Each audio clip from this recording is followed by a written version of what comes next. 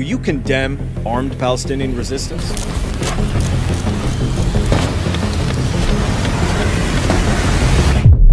It's a tricky question, and the answer is, wait. Before I answer that, let's talk some history. First up, the story of America's first terrorist, John Brown, a devout and fierce abolitionist. John Brown wreaked havoc in the pre-Civil War American South. In 1859, Brown and 18 men seized a U.S. military arsenal at Harper's Ferry in Virginia with the intent to disperse the weapons to black men with the hopes of waging a guerrilla war against the institution of slavery in America. During his attack, Brown and his men killed several people. His uprising was short-lived, however, as he was shortly captured, tried, and sentenced to death.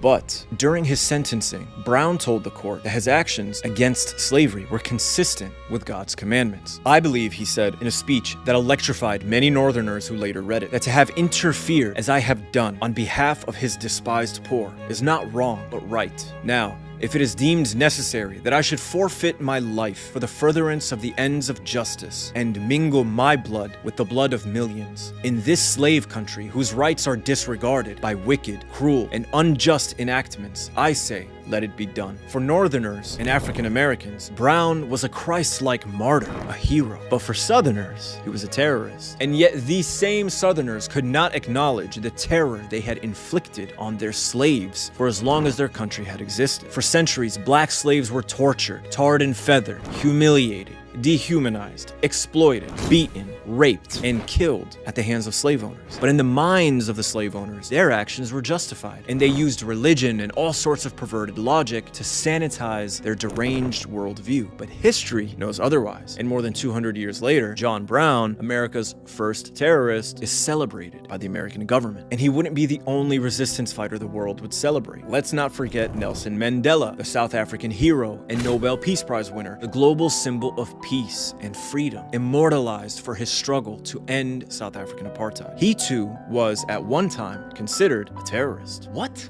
Why? As part of the African National Congress, Mandela resisted South African apartheid peacefully through nonviolent protests, strikes, and boycotts. But in 1960, South African police murdered 69 protesters and declared the ANC illegal. Left with no other options and forced underground, Mandela and the ANC had no choice but to resort to armed resistance in order to achieve their liberation. Nelson Mandela even received guerrilla military training in other African nations. His armed resistance was deemed to be terrorism, not just by the Boers in South Africa, but also by the United States. Defending the shift in strategy as a last resort, Mandela said in one of his interviews from prison, the armed struggle with the authorities was forced on us by the government. But apartheid eventually collapsed, and after 27 years in prison after being captured, Mandela was freed, and he went on to become president of South Africa. Yet the US still kept him and the ANC on the terror watch list until 2008. But to the US's credit, they have supported their fair share of resistance fighters. Take the Mujahideen in Afghanistan, who resisted the USSR's invasion in the 1980s. The US funded and trained them in Afghanistan. In fact, the US Mujahideen were so beloved by the US that Hollywood romanticized them in the movie Rambo 3. Of course, the Soviets definitely saw them as terrorists. The story of powerful oppressors vilifying resistance movements is a story as old as history itself. Oppressors only come into power through violence and the use of force. And to protect their positions of power,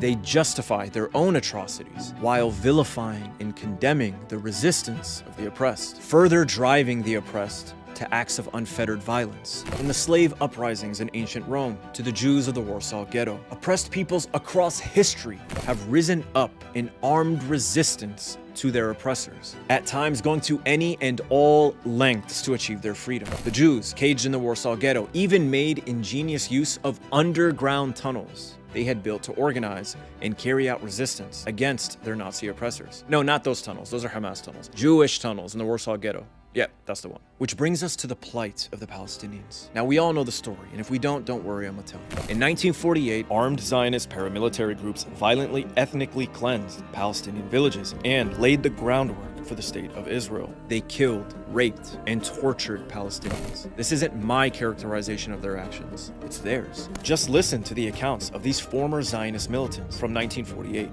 ודאי הרגנו בהם בלי נקיפת מצפון. הרגת, אז עשית דבר טוב. הייתי מוכן להרוג. אני אספר לה שאני הייתי רוצח. עד היום נוציא את האקדח, תהרג את כולם. יאללה, רפו אותם כמו פרות, חניהם. בזמן קרב, אם מישהו הרים ידיים, משהו כזה, לא לקחתי שבויים. כמה אתה חושב אנשים הרגת ככה? לא ספרתי. אני לא יכול לדעת בחיי.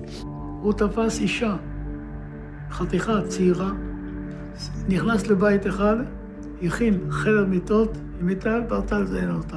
הילדה חזרה, זה סמרטוטיה. אחד אנס שם איזה ילדה בת 16, משהו כזה. אתה מבין? אבל זה מכוער מאוד. היה לנו בחור אחד, הוא נפטר, הוא היה פרא אדם. הוא לקח פשוט מאוד ורצח אותם בתוך המכלאות. חוטי ברזל כאלה, עגולים כאלה, אספו כל הגברים. הם יושבים שם כולם על הרצפה, ובא מישהו ולוקח תת מקלע ומתחיל זה, מחליף מחסנית, שלקחו את הלוויורים ורדפו אחרי חבר'ה ושרפו אותם. זה היה משהו זוועתי, וזה אסור לספר, אני לא אדבר על זה. מלחמה זה מלחמה. As a result of the violence and conquest, 750,000 Palestinians became displaced refugees. This event is known as the Nakba, meaning the catastrophe. The Palestinians and neighboring Arab states resisted, but they were powerless to stop Israel's expansion. With military and financial support from the US and Europe, Israel succeeds in winning war after war, destabilizing the region. And in the 1993 US-brokered Oslo Accords, the Palestinians agreed to lay down their arms and recognize Israel to work peacefully towards a political solution along the 1967 borders. In the decades since, Israel has not adhered to the US-brokered Oslo Accords and continues to violate international law. The Palestinians have found themselves living under a brutal military occupation that controls every aspect of their lives. Their homes are bulldozed to make way for Jewish settlers coming from New York. You are stealing my house. And if I don't steal it, someone else is gonna steal it. No one is allowed to steal it, يا عمي. Their children are kidnapped and held as hostages in Israeli military prisons, sometimes for years without charge. Their land and their lives are stolen constantly by this racist and dehumanizing system of apartheid and occupation. Palestinians have resisted this brutal occupation. They've resisted it peacefully and diplomatically. The Palestinians have exhausted every option, trying over and over in peace negotiations with the Israelis, but to no avail. Sound familiar? It's no wonder Nelson Mandela and the ANC were and are staunch supporters of the Palestinian movement. We identify with the PLO because just like ourselves, they are fighting for the right of self-determination. Choose peace rather than confrontation, except in cases where we cannot move forward.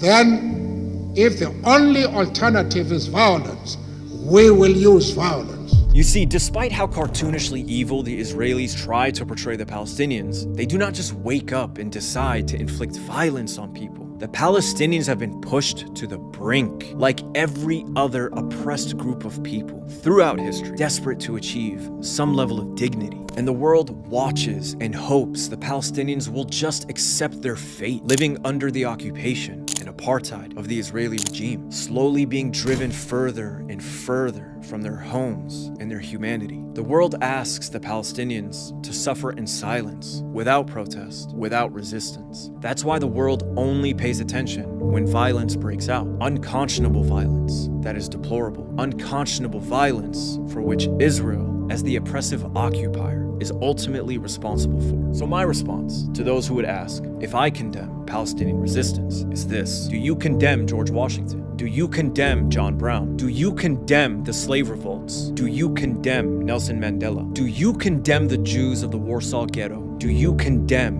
resistance in the name of liberation? History knows the answer to that question, and you do too.